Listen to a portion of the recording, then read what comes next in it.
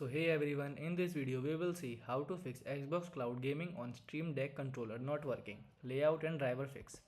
Fix 1 is apply the permission fix. Press the physical Steam button on your deck, navigate to power and select switch to desktop.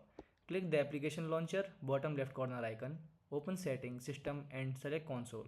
Enter the command flatpak / user override / this and complete enter.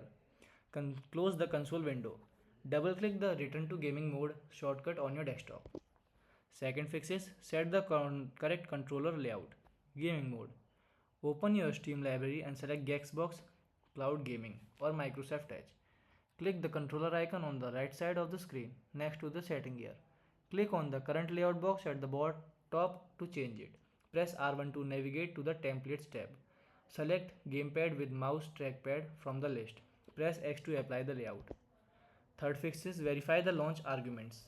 Go to Xbox Cloud Gaming in your Steam library, click the gear icon and select properties.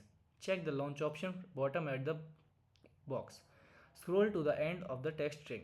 Ensure it ends with the following argument separated by a space and this command. Thanks for watching.